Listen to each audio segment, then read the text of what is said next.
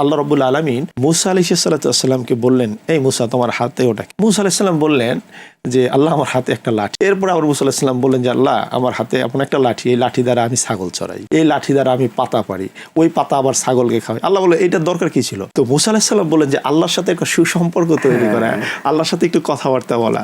তো এই যে এটাও কিন্তু একটা হালাল বিনোদন।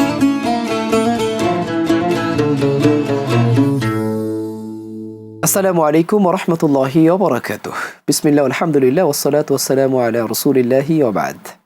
সুপ্রিয় দর্শক ও শ্রোতা, বাংলাদেশ সহ পৃথিবীর বিভিন্ন প্রান্ত থেকে যারা আমাদের দেখছেন, আপনাদের প্রত্যেককে আমন্ত্রণ জানাচ্ছি বিআরবি কেবলস নিবেদিত রমজানের জিজ্ঞাসা ও জবাব, power by BRB hospitals limited, co sponsor Molla super salt. আজ কথা বলবো ইসলামে হালাল বিনোদনের সীমারেখা নিয়ে। ইসলাম আমাদেরকে বিনোদনের জন্য কতটুকু অনুমোদন দিয়েছে এবং বর্তমান পৃথিবীতে যেটিকে ষষ্ঠ মৌলিক অধিকার হিসেবে চিহ্নিত করা হচ্ছে, সেই এন্টারটেইনমেন্ট করবার ক্ষেত্রে হবার ক্ষেত্রে ইসলামের কি বিধিনিষেধ রয়েছে, এ বিষয়ে কথা বলবার জন্য আমন্ত্রণ জানিয়েছি দারুস সুন্নাত হজ ও উমরা গ্রুপের সম্মানিত চেয়ারম্যান মুফতি সাইফুর রহমান সাঈদী। আসসালামু আলাইকুম ওয়া রাহমাতুল্লাহি ওয়া বারাকাতুহু। কেমন আছেন? আলহামদুলিল্লাহ। শেখ, আপনি কেমন আছেন? আলহামদুলিল্লাহ ভালো আছি। ইসলাম তো একটা কমপ্লিট কোড এবং এটাকে একটা কম্প্রিহেন্সিভ কোড অফ লাইফ বলা হয়। হ্যাঁ, সেক্ষেত্রে যেই এন্টারটেইনমেন্টকে বর্তমান সময়ে ষষ্ঠ মৌলিক অধিকার হিসেবে ব্যাখ্যা করা হয়, আলোচনা করা হয়, চিহ্নিত করা হয়, সেক্ষেত্রে ইসলাম কি কোনো অনুমোদন দিয়েছে? ইন্নাল হামদুলিল্লাহ, আলহামদুলিল্লাহি কাফা ওয়া সালামুন আলা ইবাদিহিল্লাযিনা ইসতাফা, আম্মা বাদ। বিজ্ঞ প্রাজ্ঞ উপস্থাপক, আপনাকে ধন্যবাদ। আল্লাহ রাসূল সাল্লাল্লাহু আলাইহি ওয়াসাল্লাম বলছেন, ইয়াসসিরু ওয়ালা তুআসসিরু, বাশশিরু ওয়ালা তুনাফফিরু। ইসলাম কঠিন কোনো বিষয় নয়, ইসলাম হচ্ছে সুসংবাদ। বাশশিরু ওয়ালা তুনাফফিরু। ইসলাম মূলত হচ্ছে একটা আশার আলো দেখায়। আল্লাহ রাব্বুল আলামিন বলছে, কুল সিরু ফিল আরদ, তোমরা জমিনে ভ্রমণ করো। তো ইসলামে হালাল যে বিনোদনগুলো রয়েছে, যেমনিভাবে আমরা যদি ধরি, যেমন রসুল আরবি সাল্লাল্লাহু আলাইহি ওয়াসাল্লামের জীবনী থেকে যদি আমরা শুরু করি, রাহমাতুল আলামিন, দো জাহানের বাদশাহ মুহাম্মদ রাসূলুল্লাহ সাল্লাল্লাহু আলাইহি ওয়াসাল্লাম, তিনি এবং তার জামাতা খলিফাতুল মুসলিমিন আমিরুল মুমিনিন সাইয়েদনা আলী ইবনে আবি তালিব রাদিয়াল্লাহু তাআলা আনহু খেজুর খাচ্ছেন, শ্বশুর জামাই। আল্লাহ রসুল সাল্লাল্লাহু আলাইহি ওয়াসাল্লাম খেজুর খেয়ে বিচিগুলো আলী রাদিয়াল্লাহু তাআলা আনহুর সামনে রাখছেন, আর আলী রাদিয়াল্লাহু তাআলা আনহু তিনি কি করছেন? খেজুরের বিচি তার জায়গাতেই রাখছেন। আল্লাহ নবী আলীকে লক্ষ্য করে বললেন যে, দেখো না আলী কতগুলো খেজুর খেয়ে ফেলছে, আমি কত কম খেয়েছি। আলী রাদিয়াল্লাহু তাআলা আনহু বললেন যে, বিচি সহ যদি কেউ খেজুর খেয়ে ফেলে তাহলে তো আর করার কিছু নেই। আল্লাহু আকবার। জামাই শ্বশুরের বিনোদন, এবং সেই বিনোদনটা কার সাথে হচ্ছে? রাহমাতুল লিল আলামিন, ওয়া মা আরসালনাকা ইল্লা রাহমাতাল লিল আলামিন। আল্লাহ যাকে রাহমাতুল লিল আলামিন করে দুনিয়াতে পাঠিয়েছেন, তিনি আমাদেরকে বিনোদন শিক্ষা দিয়েছেন। আর আল্লাহ বলছেন, কুল সিরু ফিল আরদ, জমিনে ভ্রমণ করো। জমিনে ভ্রমণ করলে তুমি দেখতে পাবা, তুমি বিচারণশীলের অবস্থান বুঝতে পারবা। তো আমরা বিনোদন হিসাবে ধরতে পারি যেরকম স্বামী স্ত্রীর খুনসুটি। স্বামী সামনে স্ত্রী সাজুগুজু করে সুন্দরভাবে স্বামীকে প্রেজেন্ট করবে, হালাল। আল্লাহ রাব্বুল আলামিনের হাবিব বলছেন যে, যখন একজন স্ত্রী স্বামীর সামনে সাজুগুজু করে প্রেজেন্ট করে, তখন আল্লাহর আরশে আজিম খুশি হয়ে যায়। এরপরে বাবা ছেলে খুনসুটি করবে, বাবা ছেলেকে তেলাওয়াত শোনাবে, ছেলে বাবাকে তেলাওয়াত শোনাবে, ইসলামিক গল্প, নবী রাসূলদের জীবনী, মা ফাতেমাতুজ জাহরা রাদিয়াল্লাহু তাআলা আনহার জীবনী, খাদিজাতুল কুবরা রাদিয়াল্লাহু তাআলা আনহার জীবনী শোনাবে। এরপরে হালাল বিনোদনের মধ্যে অন্যতম আছে যেমনিভাবে সাঁতার কাটা, শরীরে ঠিক রাখার জন্য সাঁতার কাটা।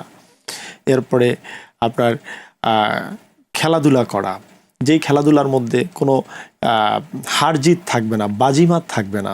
যেমনিভাবে অনেকে বলছেন, অনেক আলেম ফতোয়া দিয়েছেন যে, যেমন ফুটবল খেলতে পারে বা ক্রিকেট খেলতে পারে, কিন্তু ফুটবল খেলার ক্ষেত্রে খেয়াল রাখতে হবে যে তার শরীয়তের অর্থাৎ ফরজ যাতে তরক না হয়। এবং এটার মধ্যে কোনো বাজিমাত থাকবে না যে হার জিত, অর্থাৎ এটা হচ্ছে একটা বিনোদন, আনন্দ করার জন্য, সময় পাস করার জন্য ক্রিকেট এগুলো করতে পারবে। কিন্তু যদি কোনো আপনার ধরে নেয় যে আসলে এটা বাজিমাত বা আপনার হার জিত এবং এটার মধ্যে কুলু লাইবুন হারামুন, অর্থাৎ সমস্ত খেলাই যে হারাম করা হয়েছে, এইটাকে দিকে লক্ষ্য করা যাবে না।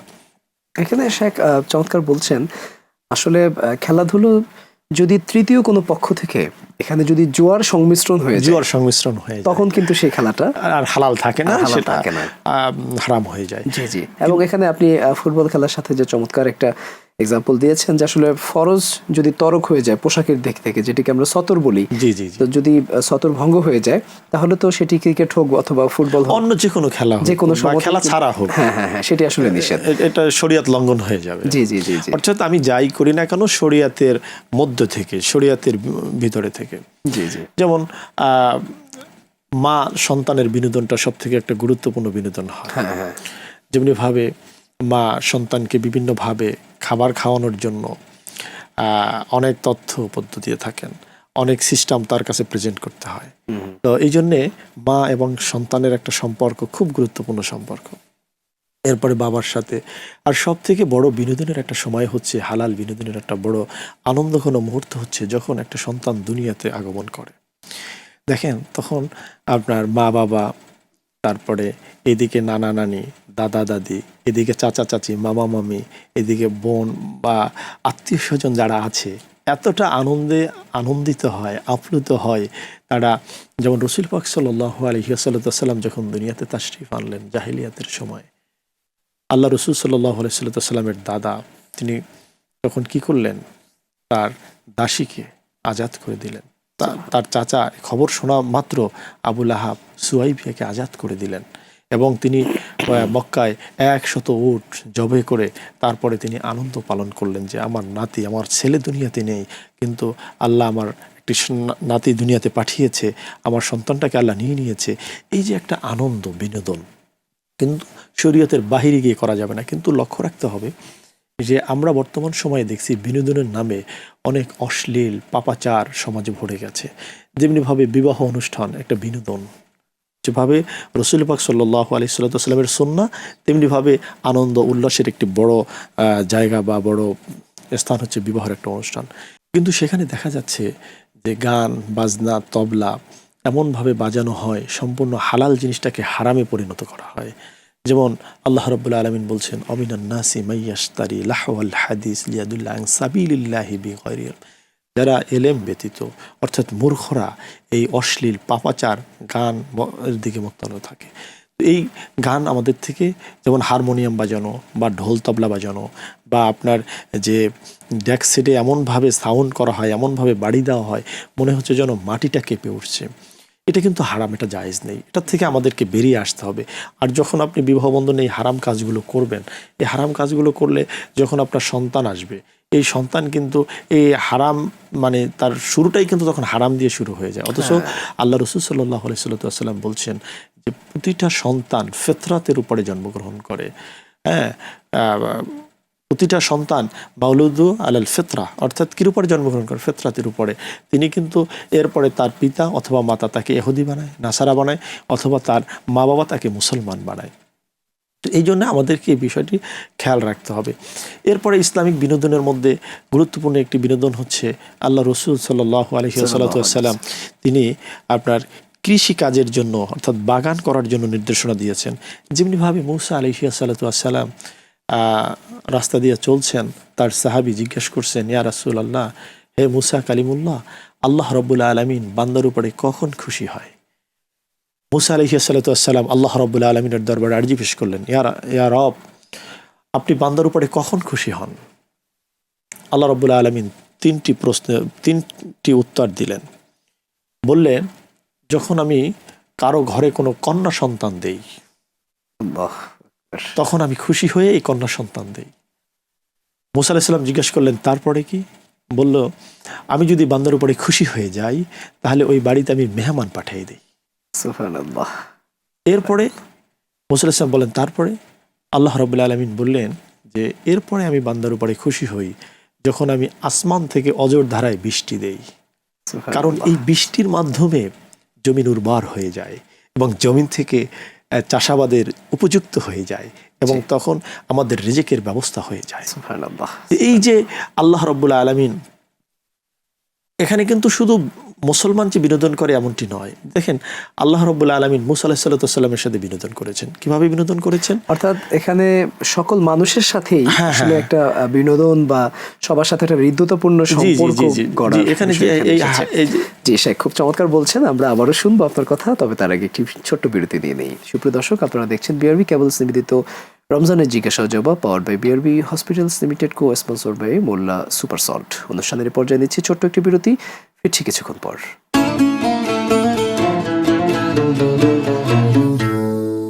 কথা বলছি ইসলামে হালাল বিনোদনের সীমারেখা নিয়ে।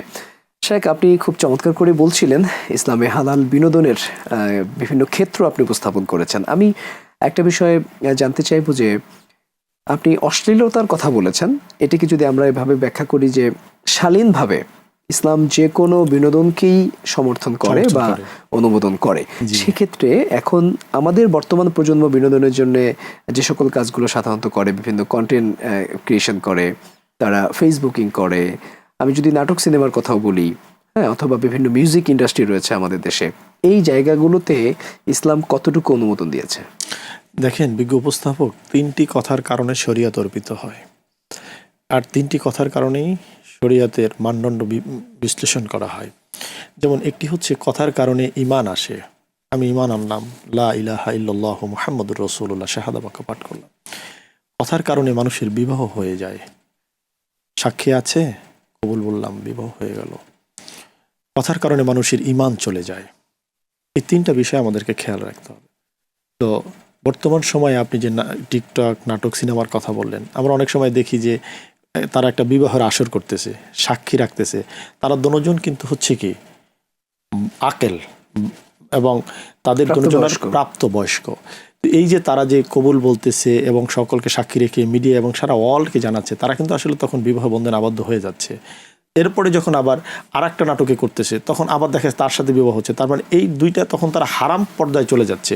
আর এখানে গুরুত্বপূর্ণ একটা বিষয় হচ্ছে আপনাকে ইসলাম মেনে চলতে হবে। যেমনিভাবে আল্লাহ রসুল সাল্লাল্লাহু আলাইহি ওয়াসাল্লাম বলছেন যে আদ-দায়াসু লা ইয়াদখুলুল জান্নাহ, দায়ুসরা জান্নাতে প্রবেশ করবে না। আর দায়ুস কারা? দায়ুস হচ্ছে তারা মুহরম ব্যতীত গায়রে মুহরমের সাথে দেখা যায় যারা, অর্থাৎ যারা মুহরিম। যেমন আমি কার সাথে দেখা দিতে পারবো? আমি আমার মায়ের সাথে দেখা দিব, আমার বোনের সাথে দেখা দিব, আমার ফুফুর সাথে দেখা দিব, এদের সাথে আমি দেখা দিতে পারবো, আমার শাশুড়ির সাথে, কিন্তু এর বাহিরে তো আমি দেখা দেওয়ার কোনো সুযোগ নেই। তো পর্দা তো নারী এবং পুরুষ উভয়ের জন্য ফরজ করা হয়েছে। অতএব এটি শরীয়ত মোটেও অ্যালাউ করে না এবং এটি থেকে আমাদেরকে ফিরে আসতে হবে। যে সকল ইউটিউব ভিডিওতে আমরা দেখি যে শুধু ছেলেরাই সেখানে অভিনয় করছে বা কন্টেন্ট ক্রিয়েশনটা হচ্ছে, সেগুলো কি আসলে দেখা যাবে কিনা? এটার ব্যাপারে আমি আপনাকে বলি, যেমন আমি অনেক সময় ব্যাপারে অনেক সময়, যেহেতু আমরা এখন স্যাটেলাইটের যুগ, ইন্টারনেটের যুগ, আমি অনেক সময় লক্ষ্য করি, দেখি, তো অনেক সময় ভালো ভালো কিছু জিনিস আমাদের শিক্ষণীয় থাকে এবং সেখানে মেয়েদের আনাগোনাটা থাকেই না, এটা দেখা যেতে পারে। তবে সবথেকে বড় কথা হচ্ছে ইসলামকে মেনে আপনি বিনোদন করেন, যেহেতু ইসলামে হালাল বিধান। যেমন আল্লাহ রাব্বুল আলামিন মুসা আলাইহিস সালামকে বললেন, এই মুসা, তোমার হাতে ওটা কি? মুসা আলাইহিস সালাম বললেন যে আল্লাহ, আমার হাতে একটা লাঠি। এরপর আবার মুসা আলাইহিস সালাম বললেন যে আল্লাহ, আমার হাতে এমন একটা লাঠি, এই লাঠি দ্বারা আমি ছাগল চড়াই, এই লাঠি দ্বারা আমি পাতা পারি, ওই পাতা আবার ছাগলকে খাওয়াই। আল্লাহ বলে, এইটার দরকার কি ছিল? তো মুসা আলাইহিস সালাম বললেন যে আল্লাহর সাথে একটা সুসম্পর্ক তৈরি করা, আল্লাহর সাথে একটু কথাবার্তা বলা। তো এই যে এটাও কিন্তু একটা হালাল বিনোদন, অর্থাৎ এই কথাটাকে অন্যদিকে নেওয়ার কোনো সুযোগ নেই। অর্থাৎ আল্লাহ রব্বুল আলমীর সাথে সুসম্পর্ক তৈরি করা, আল্লাহ রব্বুল আলমিন যে রব আপনাকে আমাকে সৃষ্টি করেছেন, সেই রবের সাথে একটু কথা বাড়িয়ে নেওয়া, ঘনিষ্ঠ সম্পর্ক তৈরি করা। সুতরাং আমাদের গান বলি, আমাদের নাটক বলি, আমাদের সাহিত্য বলি, সব কিছুতেই যাতে আল্লাহ রব্বুল আলমিনের সাথে সম্পর্ক বাড়িয়ে নেওয়ার একটা প্রচেষ্টা থাকে, অথবা তার গুণগান যাতে আমাদের সেই গানে গানে, আমাদের সেই নাটক সিনেমাতেও যদি আল্লাহ রাব্বুল আলামিনের গুণগান করা হয়, তার বরত্ব প্রকাশ করা হয়, তাহলে সেটি বৈধ হতে পারে অবশ্যই। অর্থাৎ যেই কথার মধ্যে অশ্লীল থাকবে না, যেই কথার মধ্যে আপনার এমন কোনো শব্দ থাকবে না যেই কথার দ্বারা অন্য নারী আকৃষ্ট হয়, ও এমন কথা থাকবে না যেই কথার দ্বারা আপনার অন্তরে সেহের জাদুটোনা থাকে। অর্থাৎ এই জাতীয় কোনো কথা বলা যাবে না। আপনি যেমন আপনি নাশিদ বলতে পারেন, আপনি ইসলামী সঙ্গীত বলতে পারেন, যেমনিভাবে আমাদের জাতীয় কবি কাজী নজরুল ইসলাম কত চমৎকার কথা বলে গিয়েছেন, মসজিদেরই পাশে আমায় কবর দিও ভাই, যেন সকাল সন্ধ্যা মুয়াজ্জিনের আজান শুনতে পাই।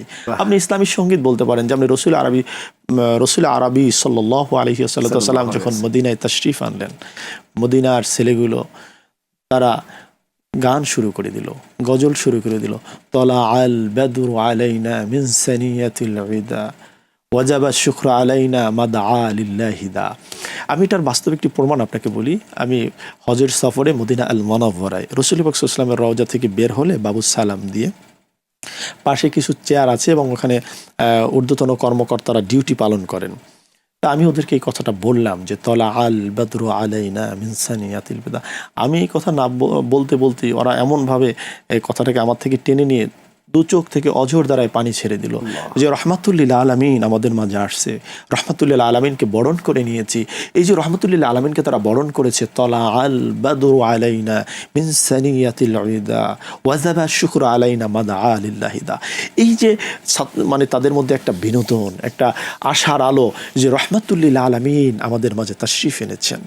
অতএব শরীয়ত ইসলাম বিনোদনকে হারাম করেনি, তবে ওই জাতীয় বিনোদনকে হারাম করেছে যার মধ্যে রয়েছে সেহের, যার মধ্যে রয়েছে জাদু, যার মধ্যে রয়েছে অশ্লীল বাক্য, অশ্লীল শব্দ।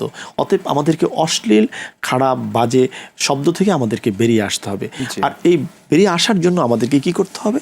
আমাদেরকে আমাদের পরিবার, আমাদের সমাজ, আমাদের রাষ্ট্রকে সঠিক হতে হবে। প্রথমত আমাকে নিজেকে সঠিক হতে হবে। এরপরে আমরা সামাজিকভাবে যে সঠিক একটা যদি বিশ্লেষণ করতে পারি, আমার যারা ইমাম ভাইয়েরা আছে, আজকে যারা আমার এই অনুষ্ঠান দেখছে, মা বাবারা দেখছে, ইমাম সাহেবরা দেখছে, গার্জিয়ানরা দেখছে, বা রাষ্ট্রের ঊর্ধ্বতন কর্মকর্তারা দেখছে, তাদের প্রতি আমার উদারত আহ্বান যে ছাত্রদের জন্য ইসলামিক কনফারেন্সের ব্যবস্থা করা যেতে পারে, নাশিদ ব্যবস্থা করা যেতে পারে, কোরআন তেলাওয়াতের ব্যবস্থা করা যেতে পারে, মানুষের তৃপ্তিও পাবে। যেমন আল্লাহ বলছেন ওয়াইজা তুলিয়াত আলাইহিম আয়াতু যাদাতুহুম ঈমানা। আল্লাহু আকবার। যখন কোনো মুমিন মুসলমানের কাছে তেলাওয়াত করা হয়, কোরআনের আয়াত বলা হয়, তখন তার ঈমান বৃদ্ধি পেতে থাকে। আল্লাহু আকবার। তো যদি এরকম একটা আয়োজন করা যায় বিনোদন, এটা কিন্তু আমরা হালাল বিনোদন হিসেবে বলতে পারি। তো এই রকমের করে আমরা কিন্তু আমাদের জীবনকে সাজাতে পারি। এখানে আপনি একটা ব্যাপার সুন্দর বলেছিলেন যে আসলে ইসলামের বিনোদনের, আমি যদি আপনার কথার একটু সামারি করি এভাবে, যে ইসলামের বিনোদনের মৌলিক দুটি কন্ডিশন রয়েছে। একটি কন্ডিশনকে আমরা ধরতে পারি যেটি কোনোভাবেই ইসলামের তাওহীদ বা রেসালাত, ইসলামের যে মৌলিক শিক্ষা, সেই শিক্ষার বিপরীত হবে না। এবং দুই নম্বর কন্ডিশনটা এমন হতে পারে যে ইসলামের সকল বিনোদন হতে হবে শালীন, সেখানে অশ্লীলতার কোনো ছোঁয়া বা সুযোগ সেখানে আসলে থাকবে না। খুব চমৎকার বলেছেন শাহেখ, আপনাকে অনুষ্ঠানের পক্ষ থেকে অনেক কৃতজ্ঞতা জানাচ্ছি এবং অনেক মোবারকবাদ জানাচ্ছি। জি, আপনাকে অসংখ্য ধন্যবাদ এবং নিউজ 24-কেও ধন্যবাদ আমাকে এখানে আমন্ত্রণ করার জন্য। সুপ্রিয় দর্শক ও শ্রোতা, আপনারা দেখছেন বিআরবি কেবলস নিবেদিত রমজানের জিজ্ঞাসা ও জবাব, power by BRB hospitals limited, co sponsor Molla super salt. আজ এ পর্যন্তই। নিশ্চয়ই আগামী দিন অন্য কোনো বিষয় নিয়ে আবারও আপনাদের সামনে হাজির হব। ততক্ষণ আল্লাহ রাব্বুল আলামিন আপনাদের সকলকে ভালো রাখুন, সুস্থ রাখুন। আল্লাহ হাফেজ।